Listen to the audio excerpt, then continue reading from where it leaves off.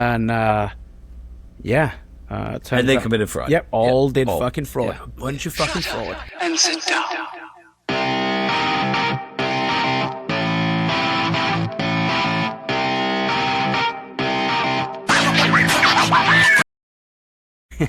All right, ladies and gentlemen, thank you so much for joining us for the next episode of The Failing Optimist. To say that I am excited about this next guest would be for sure an understatement. Bart is not only a very good friend of mine, but somebody I met probably almost a decade ago now. You're old. I am old. That's a real thing. You look so youthful, though.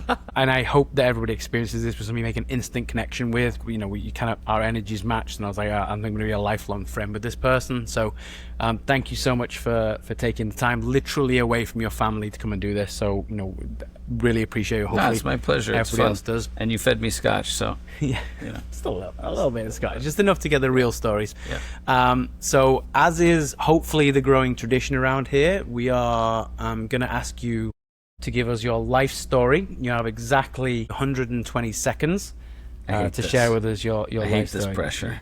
No pressure. The clock stresses me out. Oh no. All right. Was born in Queens and lived there till I was about 6. Moved to Kansas City with my mom. Dad stayed in Queens, so I grew up back and forth a lot. Every holiday, every Christmas, every Thanksgiving, I was on a plane. First time I flew transatlantic, I was flying from New York to Paris. My dad's French, so the whole French family still lived there. I was 6 years old flying by myself. So I found out much later in life that if I didn't get on a plane every 3-4 months, I didn't feel normal. I didn't feel like myself. And that was, you know, a process of self-discovery, I think, like it is for everybody. I didn't know what I wanted to do. I went to school. I graduated with a philosophy and creative writing major, really because I was searching, because dad was Jewish, mom was Catholic. Not that anybody was very religious, but, you know, one side said, these people are going to hell, I loved them. These people are going to hell, I loved them. I was like, I don't believe any of this. Let me figure this out for my own. So I was, I guess, searching and seeking from a pretty young age. And you know, that led me a lot of places. I you know, bartended, I waited tables, I worked for a big corporate company, for a publishing firm, and I hated it. It was like I'm not at a desk and cubicle kind of person. And I traveled Asia. I went back to Asia, kind of searching, and I came back and started my career very, very much by accident. I had zero intention of getting into advertising and marketing. In fact, when I started what became my career, my original goal 20 was to quit. seconds. Yeah, so I'll just stop there if you want to cut me off. You get- No, I'm saying you still got 14 seconds. and now, you know, we have a big business and things are going great, and I'm very, very grateful. And you have a beautiful family. every day to my 25-year-old self, that I was willing to wade through miles of bullshit and go through all the tough stuff, because now I have choices and freedoms that I wouldn't trade for the world. You know, I don't Fucking love you, man. So. All right. love you too. Bang on. Okay. I was 2 minutes and 12 seconds. But I you interrupted Yeah, you. thank At you. least 10 seconds. I appreciate that. At least, maybe Thank 12 you. seconds. I would say I interrupted 12 seconds. Facts. All right. So, please delve in. So, again, for people that may be watching the first time, people that aren't, we have a pot full of randomly generated questions about business and entrepreneurialism. So, All right. Guess I'm going to draw then. from the bottom, because I feel like you may have put something on top that you want me to draw. I worry about your trust issues. What's the stupidest hill you've ever chosen to die on? I have an answer for this if you want me to go first. You go first. So mine's really simple. I was running a deal in the UK, and the client sent me some data suggesting that perhaps some of the people in my business were doing fraud. And obviously, being a purist, I was like, no fucking way. No chance. No way. Not my guys. Not my guys. Not my guys. Not No these way. angels. Yeah. My guys would never do that. No.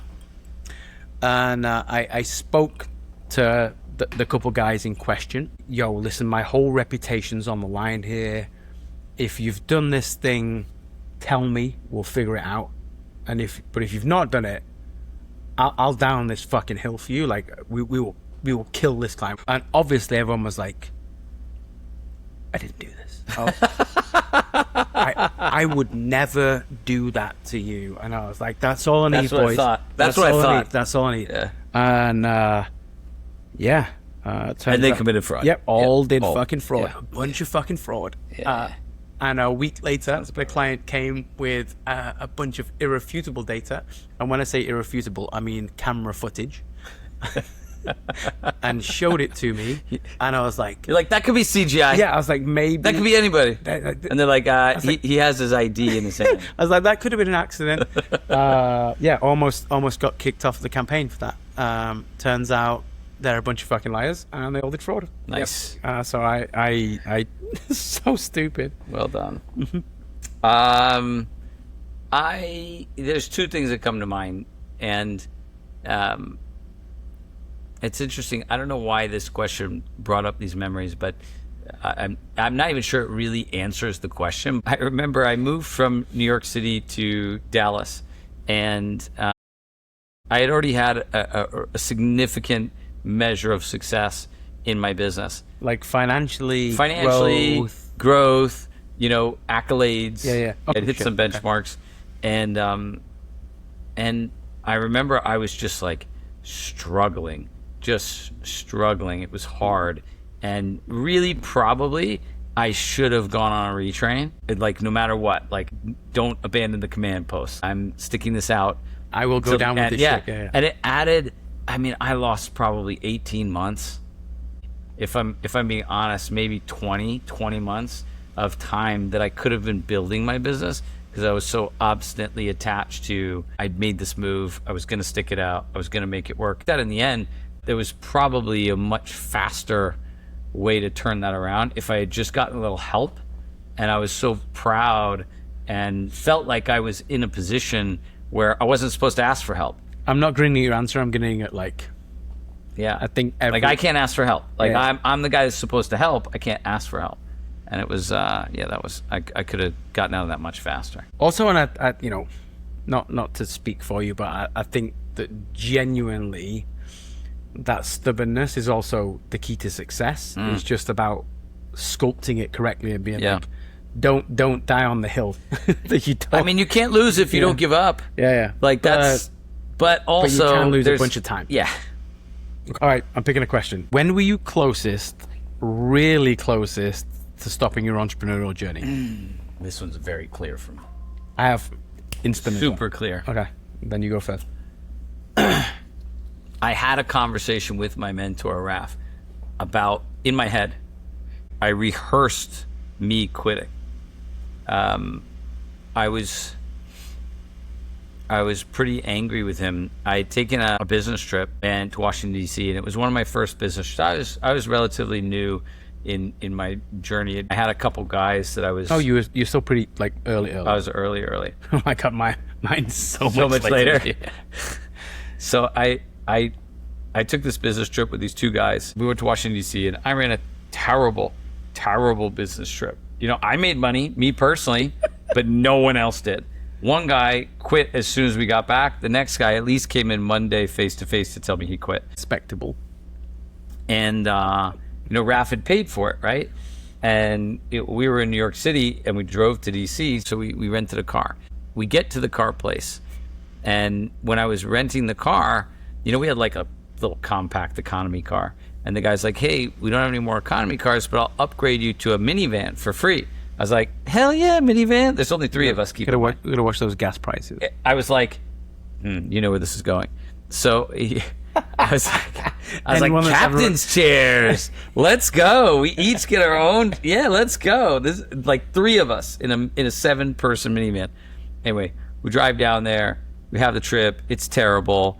No one makes money but me. I come back, and I give I'd only worked a corporate gig before, so I give Raf the receipts for the tolls and the gas, and it's like $250, and my paycheck is like $800. It's like, more than a quarter of my weekly paycheck. And so I give it to him, and he's like, what's this?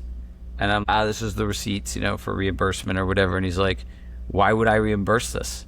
And I'm like, because I led the trip and went out of my way and drove and blah, blah. He's like, who told you to get a minivan?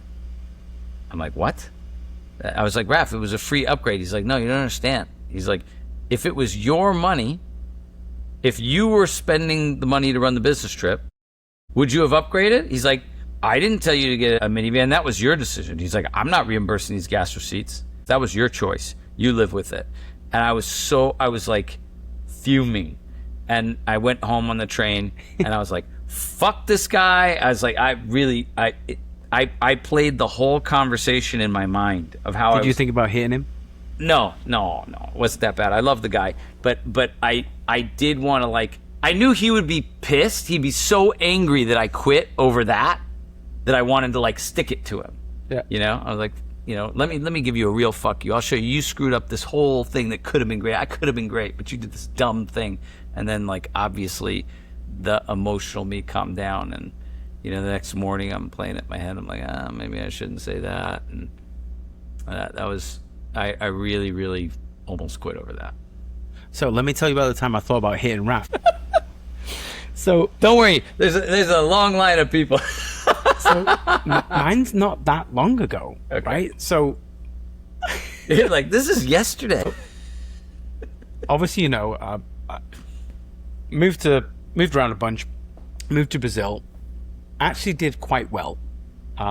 Realized that I wasn't gonna get to where I wanted to be entrepreneurially in Brazil on my own. Moved here really on a whim. I spoke to one of my mentors and he said you should move on a Tuesday. I flew on the Thursday. That's fast.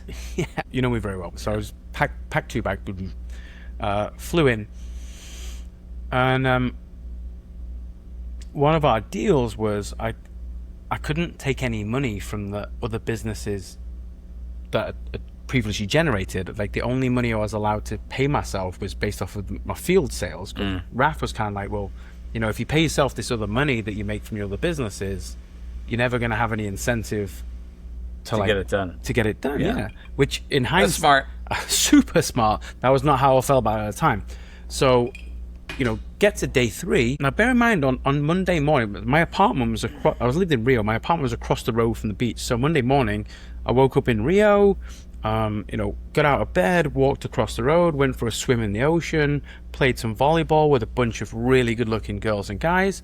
Got on a plane on Thursday, flew, and by Monday I was in Queens selling fucking copy paper for commissions. Bear in mind, I'm like 9 years into my entrepreneurial journey here, and in the morning I spoke to Raph and I was like, hey, I don't think that this is right. I don't think I should just be getting paid my commissions. And he's like, if you don't like it, fuck off back to Brazil. And you almost fucked off back to Brazil. So I remember it vividly. I took the 7 train into Queens, into Astoria, and I sat down in KFC for almost a full day, and I wrote down a list of pros and cons. Well, this is stupid, that's good, whatever. Wrote down this list of pros and cons, and decided not to quit. And fast forward a couple of years later, I'm working with people like you and get promoted to consultant and stuff. But yeah, that was it. It's funny that Raph it wasn't that long ago. Is the source of both of us thinking about quitting. One of the pros was hit Raph and leave. Anyway, what does that say about coaching, though? To be honest, that if you're never pushed to that, I think just to go on a tangent here. Yeah. I think that a piece of advice I got that was really helpful for me was somebody once told me, be more afraid of not making someone great than of making them quit. To get the best from anyone, you have to be pushed beyond what you thought your limits were, and it takes a special person to do that. And I think he knew. I think I was still choosing. I was a couple of days in the US, and it was perfect mentoring. I think for me, he didn't know. I think he just wasn't that good yet. No, he was good with. I think with me, he just fucked up. I was hoping this question wouldn't come out. What's the story? You know what my comfort is? I know that you have to answer it also. So I'm like, I don't know what's in there, but if he has to also answer it, I think that's the beauty of this, right? There's no. It can't be that bad. It's this bad. Oh, great. What's the story your PR team, and I know you have one now, since you're kind of a big deal. What's the story your PR team would beg you never to tell? I have an answer for this immediately off the bat, so I'll tell it. Yeah, you tell yours. This may well be the end of my career. So let's go with it. Maybe you should take a beat. No, fuck it. This is the podcast. This is what we signed up for. All right. So I'm still going through the early stage of my career where I'm learning to do door-to-door sales. So I started originally, I did B2B sales, and eventually, like that client, we lost that client because we were terrible at everything. Over and over again.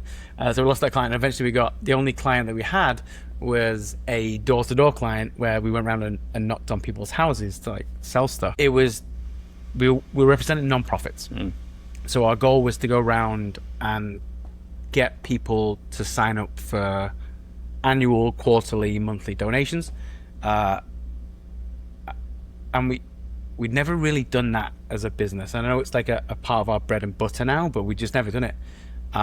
So we didn't know where we should go. So the first place we were like, let's go to the really affluent areas because they'll have money. Yep.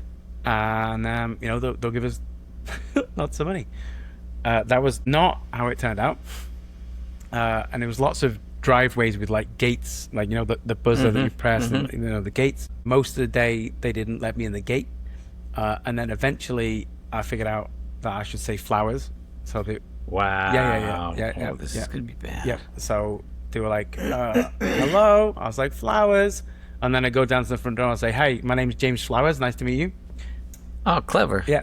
I thought so. For hours I'd been desperate for the toilet. You peed in someone's bushes. Nope. You pooped in someone's bush. Oh my God. So I eventually got to a front door, gave them a pitch, and they were like, yeah, fucking no. I was like, can I please use the toilet? And this horrible bitch was like, no. I mean, I would have said no to you too. Honestly. Yeah, cheers, appreciate it. You just look creepy. I was desperate. It was bad. It was bad. But bro, take a break before that. So this is who I am. So this lady said no. So as soon as she closed the door, I went down the side of the house and got into the backyard and took my pants down, squatted, did a big poop. Nice. In their backyard. And that charity doesn't work with us anymore. No, they don't.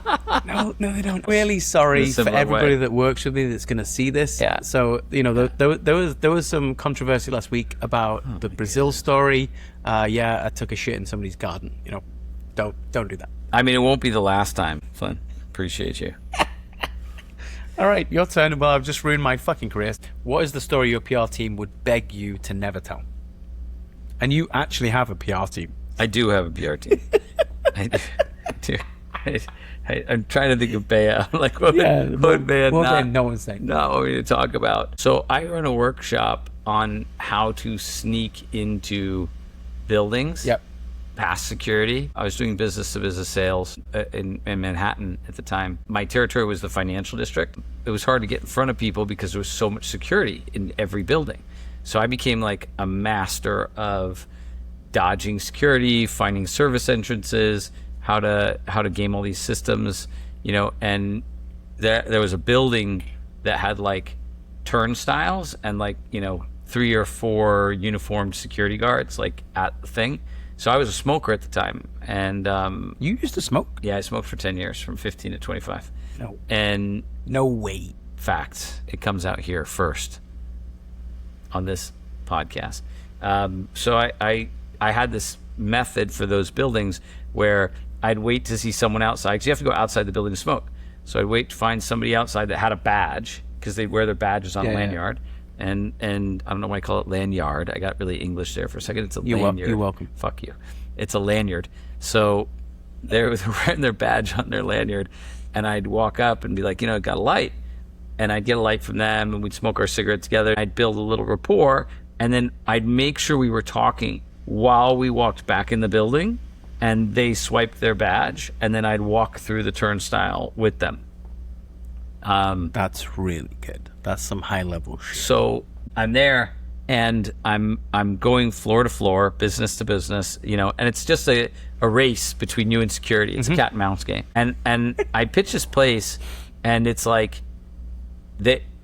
It was an undercover FBI operation. Let's just say what it was.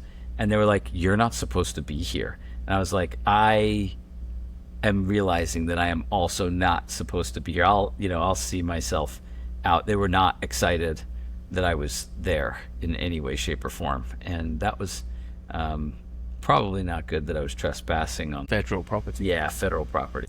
God, I hope All right. not. All right, my turn.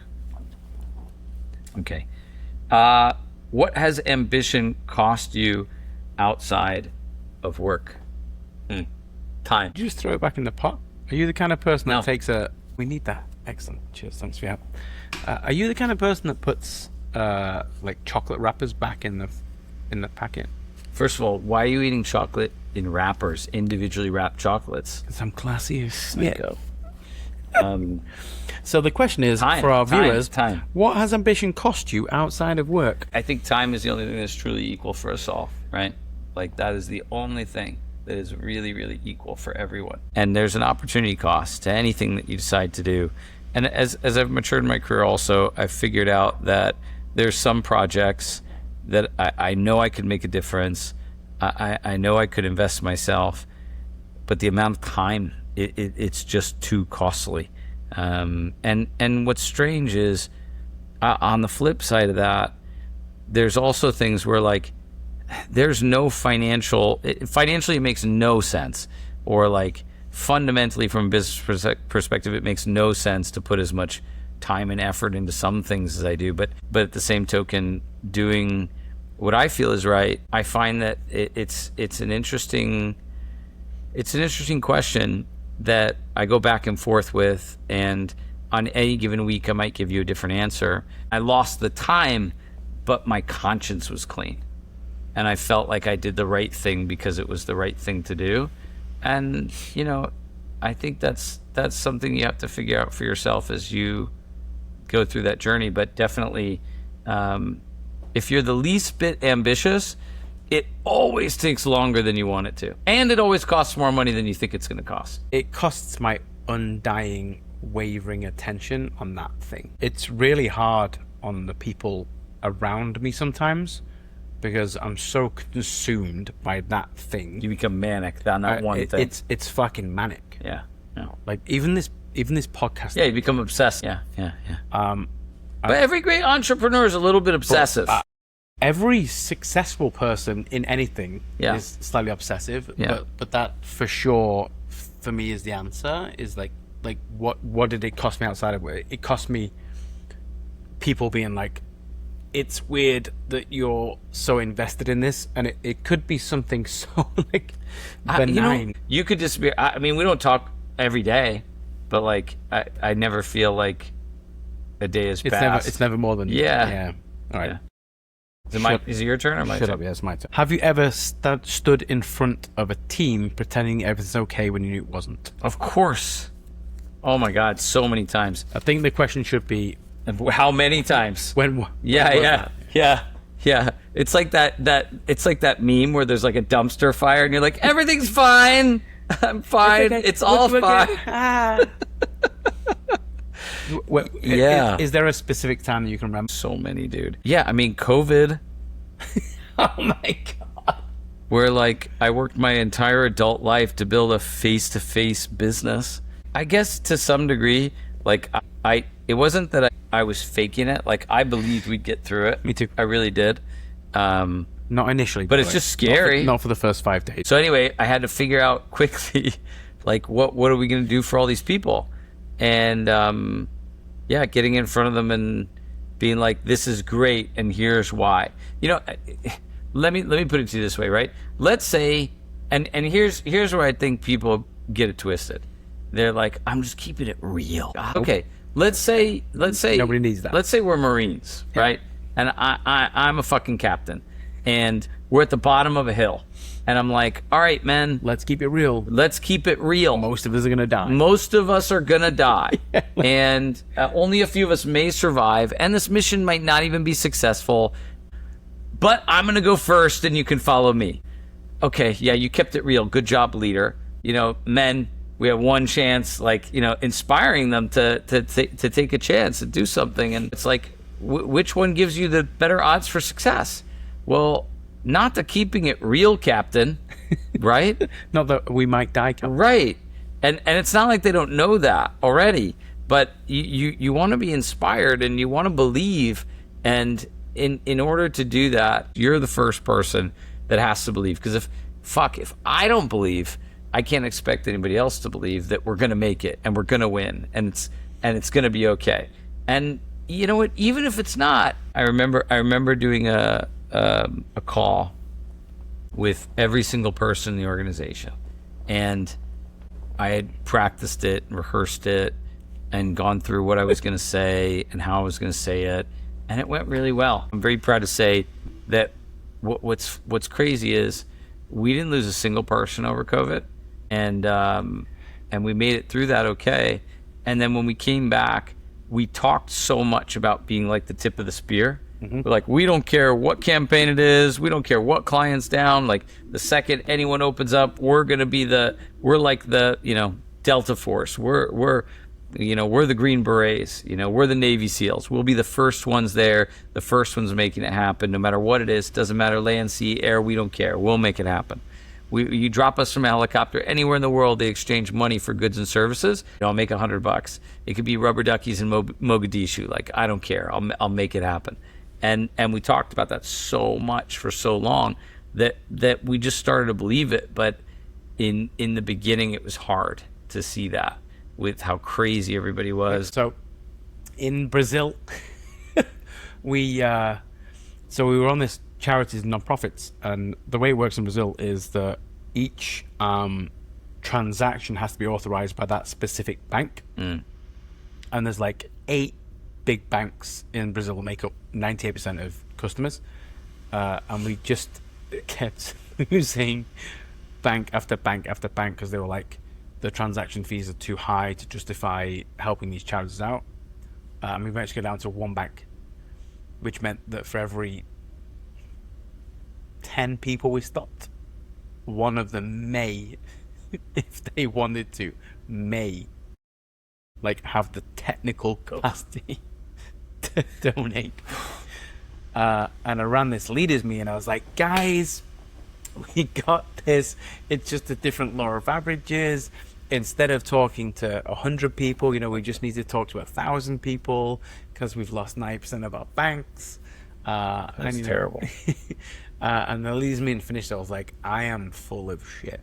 I was like, that nobody can survive that. And a couple weeks later, we decided not to work with that client. But that was probably the right move, not to work with that client. All right, this might be it. I think it's probably our final question. I'll tell you my top 5 theory first, and then I'll answer the question. The pressure thing. If you ask someone what their favorite thing is, it's just too hard. It's too hard to pick one thing.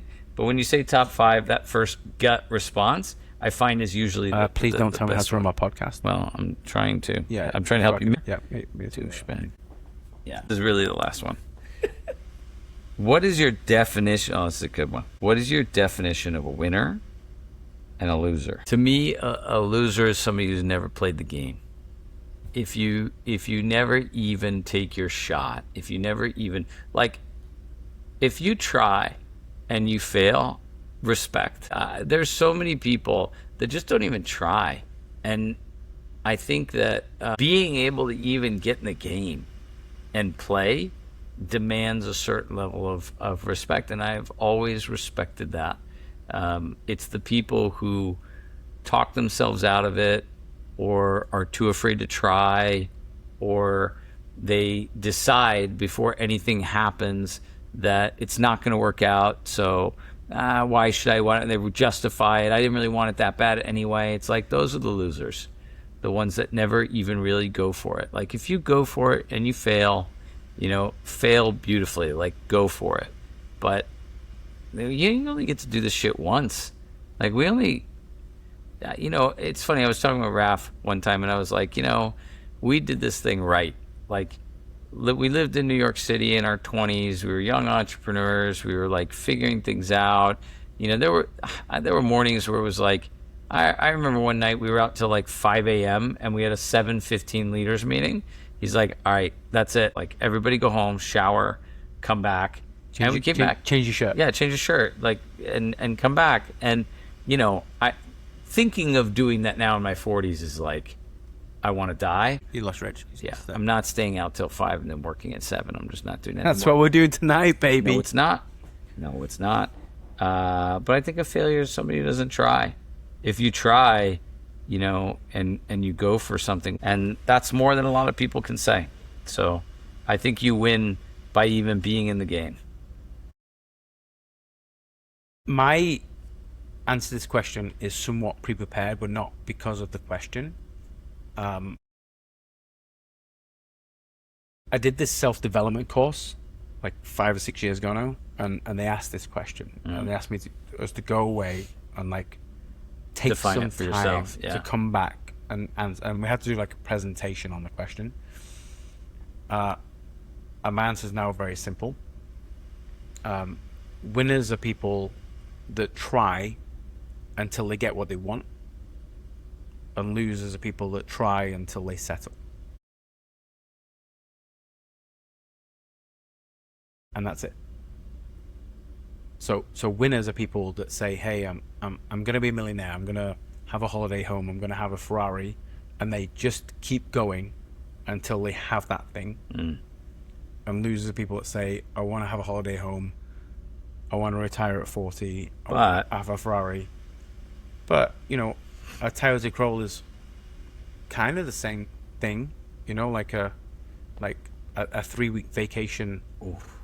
Is kind of the same thing. That hurts. Because we see it. We see it all the time, right? Yeah. And that's it. My definition is winners try until they get what they want, and losers try until they settle for what they'll accept. Just for posterity, mine is more inclusive and open. Very exclusive. He's always been more open than I have. I'm a nicer person than All you right. are. Anyway, we have gone way over time.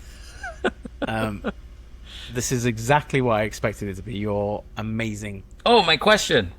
That was going to be so. Hold on. Thank you for fucking up my entire podcast. Yeah, no problem. So, as has become a tradition on the podcast, we ask every guest to propose a question for one of the future guests that you would like to hear. So, Mr. Yates, what is your proposed future question? Think of an event that was so difficult at the time, you never would have chose it to happen to you, but it turned out to be a valuable lesson you will always remember and are even grateful for. Thank you, ChatGPT. Thank you, Bart Yates. Please. I love you. I appreciate you. Namaste. Thanks, guys. Namago. Appreciate everybody's time. All right, go hang out with family. Bye. Toodles. Bye. Shut up and sit down.